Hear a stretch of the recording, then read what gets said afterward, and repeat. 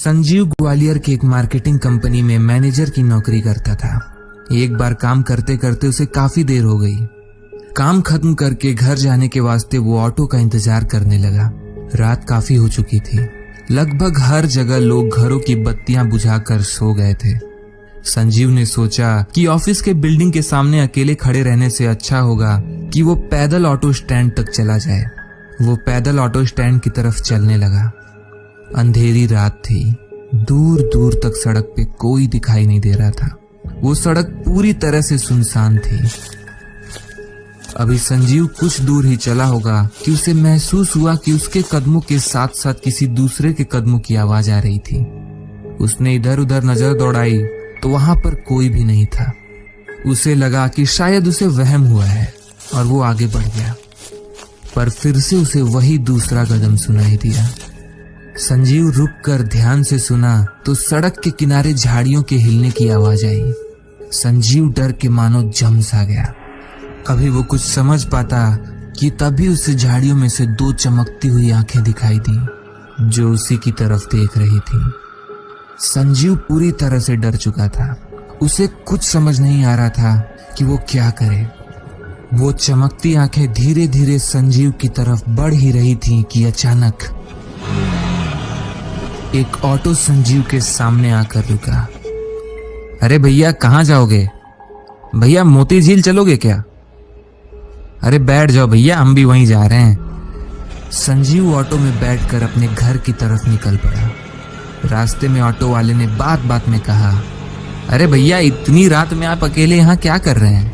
ये एरिया ठीक नहीं है। सुनने में आया है कि यहाँ एक भूत रहता है जिसका एक हाथ कटा हुआ है और आने जाने वाले लोगों को वो छोड़ता नहीं है। संजीव ऑटो वाले की बात सुन रहा था और हंसते हुए कहा, अरे भैया आप भी क्या मजाक कर रहे हो? ये भूत वूत कुछ नहीं होता, सब मनगढ़ंत कहानियां हैं और क्या। भाई साहब आप ठहरे पढ़े लिखे लोग, नहीं समझोगे। शुक्र मनाओ कि मैं आ गया, वरना एक बार तुम्हारा उससे पाला पड़ा ना तो फिर बात करने लायक नहीं रहोगे। भैया तुम रास्ते पे ध्यान दो, ऑटो चलाओ, मुंह नहीं। तब से बकवास किए जा रहे हो। संजीव दिन भर के थके होने के नाते थोड़ा चिढ़ा हुआ था। ऑटो वाला उस सुनसान रास्ते पर ऑटो चलाता रहा, लेकिन कुछ देर बाद अचानक ऑटो रुक गई। संजीव ने कहा, भैया ये ऑटो क्यों रोक दी? ऑटो वाले ने कुछ नहीं कहा। ऑटो उस सुनसान रास्ते के एकदम बीचों बीच खड़ी थी। आसपास इंसान तो दूर, कोई परिंदा भी नजर नहीं आ रहा था। मैं पूछ रहा हूं ऑटो क्यों रोक दिया? साहब पैसे। अरे यार तो ये पहुंचाने के बाद मांगना था ना, ऐसे बीच रास्ते में ऑटो खड़ा करके कौन पैसे मांगता है? संजीव ने पैसे बढ़ाते हुए ऑटो वाले से कहा। जैसे ही ऑटो वाले ने पैसे लेने के लिए हाथ बढ़ाया, उसका ओढ़ा हुआ शॉल नीचे गिर गया। उसके बाद जो सामने दिखा उसे देखकर संजीव का मानो पैरों तले जमीन खिसक गई। उस ऑटो वाले का एक हाथ बिल्कुल वैसे ही कटा था जैसे उसने उस भूत के बारे में बताया था। उसके हाथ से लगातार खून नीचे टपक रहा था। संजीव ये देखकर बिल्कुल डर गया और ऑटो से निकलकर उस सुनसान रास्ते पर भागने लगा। भागते भागते थोड़ी दूर पर उसे एक छोटा सा चाय का दुकान दिखा। दौड़ता हुआ वो काफी दूर आ चुका था और थक भी गया था। संजीव हांफते हुए दुकान के बेंच पे बैठा। अरे भाई साहब क्या हो गया? आप तो ऐसे डर रहे हो जैसे कि आपने कोई भूत देख लिया हो। वो ऑटो वाला। अरे कौन ऑटो वाला? वो ऑटो वाले ने कहा कि यहाँ एक भूत है जिसका हाथ कटा है। मैंने देखा तो उसका हाथ कटा था। क्या भाई साहब आप भी मस्खरों के इलाके में किसी के मस्खरी के शिकार हो गए? ये भूत वूत जैसा कुछ नहीं होता है, सब मन की फितूर है। संजीव उस चाय वाले की बात सुनकर रिलैक्स हुआ और बेंच पे बैठकर थोड़ा सुस्ताने लगा।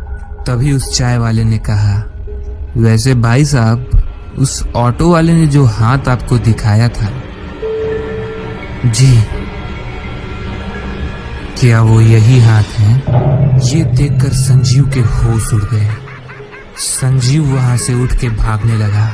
जब पीछे मुड़ के देखा तो चाय वाले के साथ साथ वहां ऑटो वाला भी खड़ा था और दोनों जोर जोर से हंस रहे थे। भागता हुआ संजीव एक बस स्टॉप पे पहुंचा। वहां एक आदमी ऑलरेडी बस का वेट कर रहा था। वहां पहुंचकर संजीव बैठा और हाँफने लगा। संजीव को परेशान देख वो आदमी संजीव के पास आया।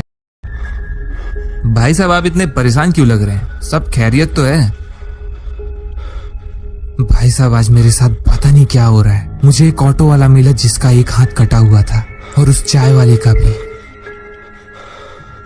भाई साहब, आप थक गए हैं, आराम कीजिए। ये इलाका सुनसान है इसलिए आपको वहम हुआ है। वैसे भाई साहब, कहीं वो हाथ ऐसे तो नहीं थे?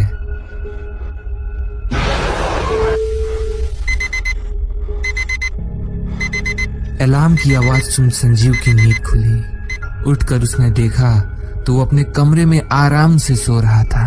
अपनी माँ को आता देख उसने अपनी माँ से कहा, मैंने बहुत बुरा सपना देखा। अरे बेटा, बुरा सपना कभी सच नहीं होता। और वैसे भी शहर में कोई कटे हुए हाथ वाला भूत होता तो अब तक सबको पता चल ही गया होता। ये सब छोड़ो, मैं तुम्हारे लिए चाय बना लाती हूँ। ये कहकर वो वहां से जाने लगी। एक मिनट, मैंने तो आपको नहीं बताया कि सपने में मैंने क्या देखा। तो आप कैसे जान गई कि मैंने कटे हुए हाथ वाले लोगों को देखा? क्योंकि मुझे पता है कि उनके हाथ बिल्कुल ऐसे थे।